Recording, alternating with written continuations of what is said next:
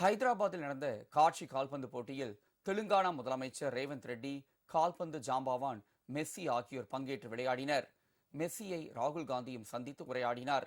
Argentina கால்பந்து ஜாம்பவான் Lionel Messi தற்பொழுது தனது கோட் இந்தியா டூர் 2025 ஒரு பகுதியாக தெலுங்கானா மாநிலம் ஹைதராபாத் வந்துள்ளார். அவரை முதலமைச்சர் ரேவந்த் ரெட்டி வரவேற்றார். ராஜீவ் சர்வதேச கிரிக்கெட் மைதானத்தில் முதலமைச்சர் ரேவந்த் ரெட்டி தலைமையிலான அணிக்கு எதிரான 7 vs 7 கண்காட்சி போட்டியில் பங்கேற்று அவர் கால்பந்து விளையாடினார்.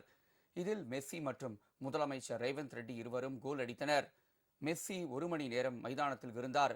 மக்களவை எதிர்க்கட்சி தலைவர் ராகுல் காந்தியும் இதில் பங்கேற்று மெஸ்ஸியை சந்தித்து கைகுலுக்கி உரையாடினார். கொல்கத்தாவில் நடந்த சுற்றுப்பயணத்தின் முதல் கட்டத்தில் ஏற்பட்ட சர்ச்சைக்கு பிறகு ஹைதராபாத் நிகழ்வு சிறப்பாகவும் கட்டுப்படுத்தப்பட்ட வகையிலும் நடத்தப்பட்டது. இன்று மும்பை செல்லும் மெஸ்ஸி மாலை 5 மணிக்கு வான்கடை மைதானத்தில் நடக்கும் நிகழ்ச்சியில் பங்கேற்கிறார். இரவில் 45 நிமிடங்கள் ஃபேஷன் நிகழ்வு நடக்கும்.